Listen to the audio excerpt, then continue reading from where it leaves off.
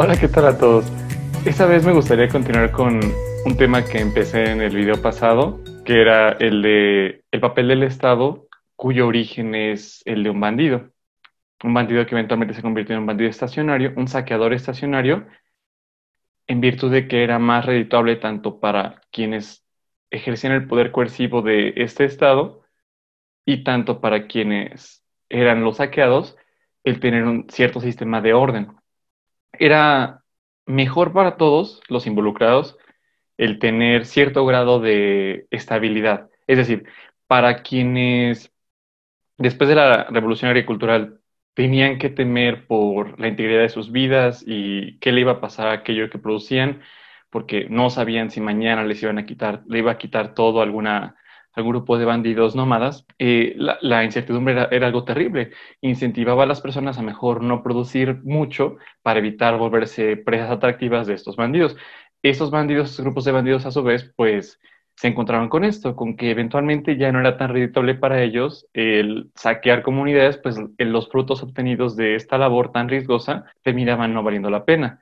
Entonces, esta dinámica propició que algunos de estos bandidos ofrecieran más bien cierto grado de protección militar contra otros bandidos a cambio pues de una parte de lo que se producía en la comunidad. Impuestos, extorsión, es lo mismo.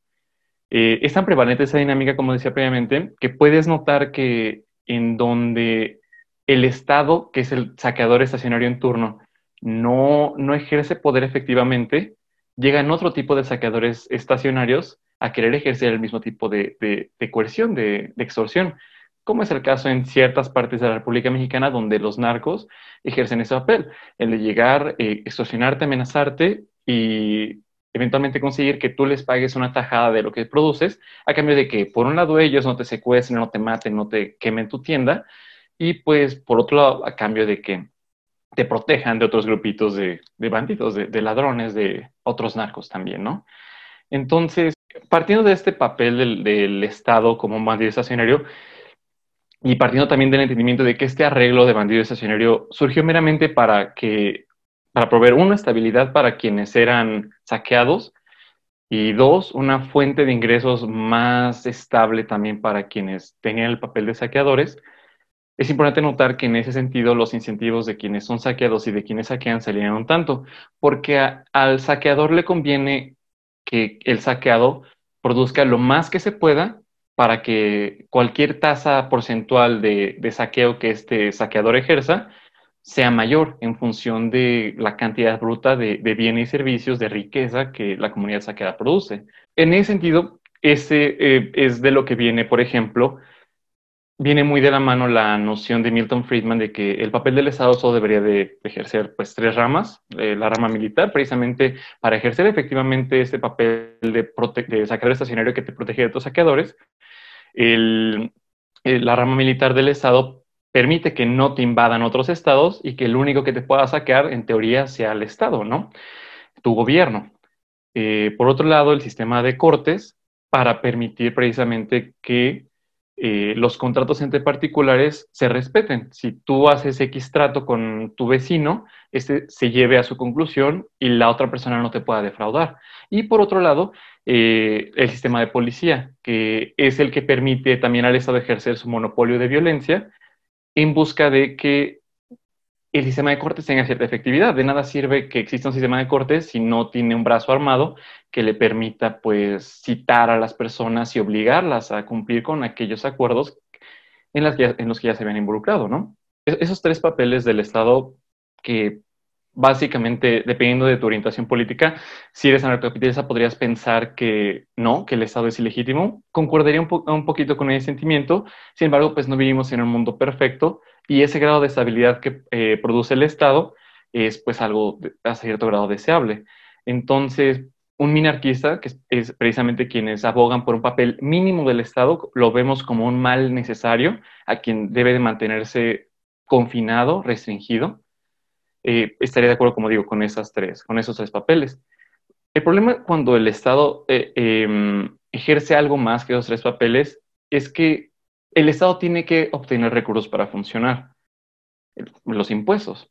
Entonces, Como decía Bastiat, todas las acciones económicas que emprendemos, cualquier tipo de acciones, tiene consecuencias inmediatas, cosas que se ven, consecuencias a largo plazo, que son las que se ignoran, las que no se ven, a menos que las quieras prever, que te pongas a pensar y prever qué va a pasar.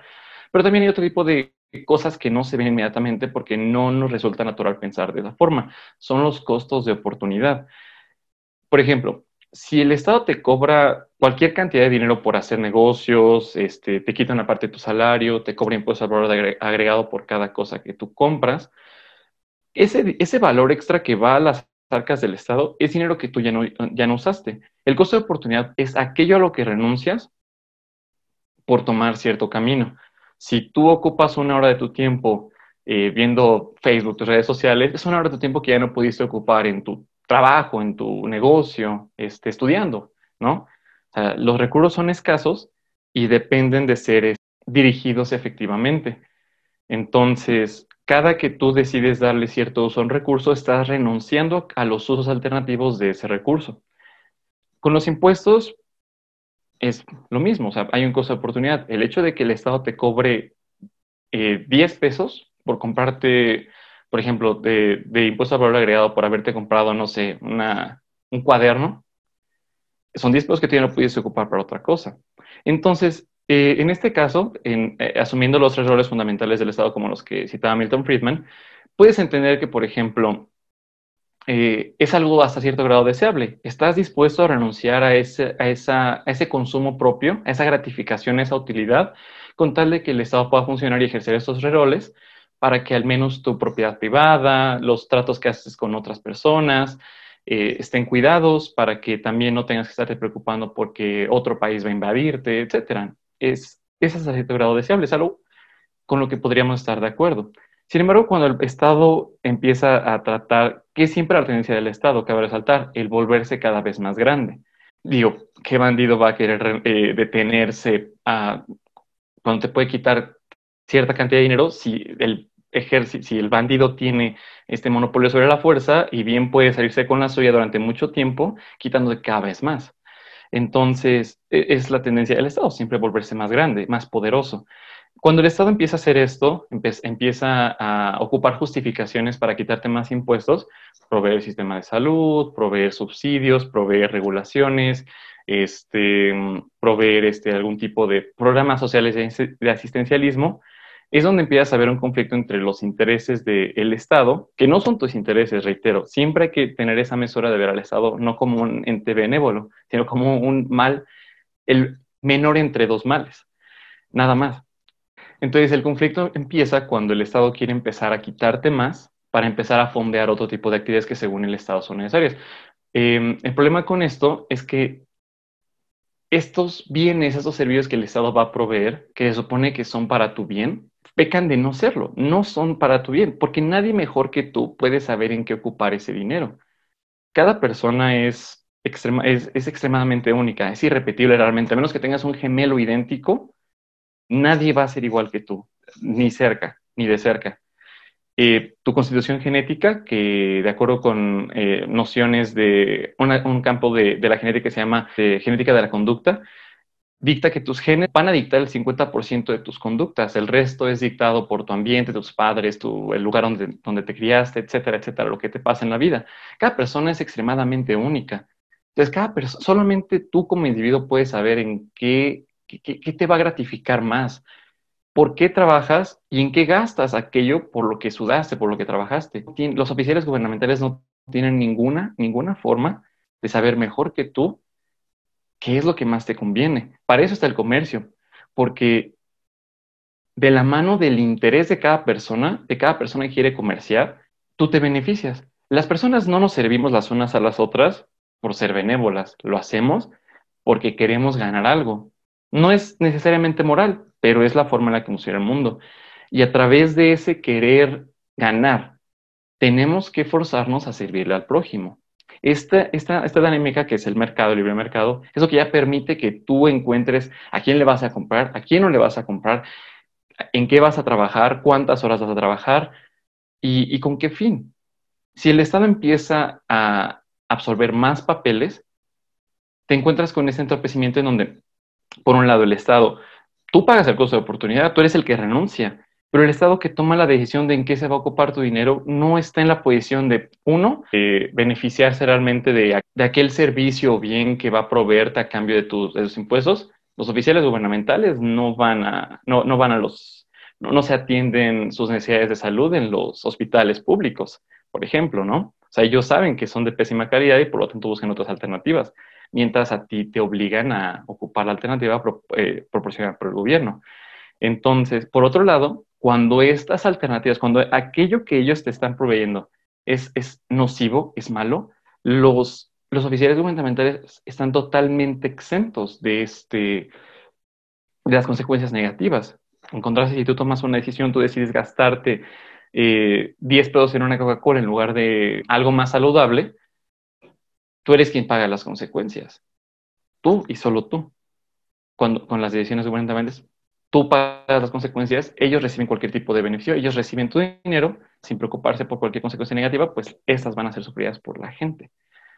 Entonces, básicamente el punto que quiero tratar es que una vez que tú dejas que el Estado se vuelva cada vez más omnipotente, te arriesgas a que siempre te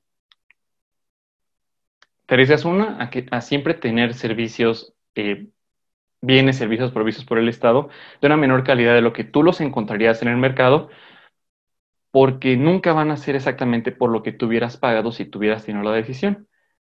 Y reitero, esto viene de la mano del hecho de que el Estado no es un ser benevolente, no es una entidad benevolente, es meramente un grupo de bandidos quienes nos ofrecen la alternativa meramente de no tener que lidiar con la estabilidad de ser atacados por más bandidos de manera constante.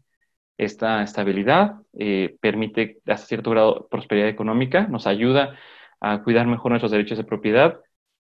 Claro, cabe resaltar que los derechos de propiedad no emanan del Estado, como sugieren algunos estadistas. Son un derecho natural, pero siempre conviene tener el monopolio del Estado ayudándote a defender tu propiedad, porque esto incentiva precisamente el que tú le des el mejor uso a la propiedad y, reitero, tu interés propio va a resultar casi siempre en la mejora de la sociedad también.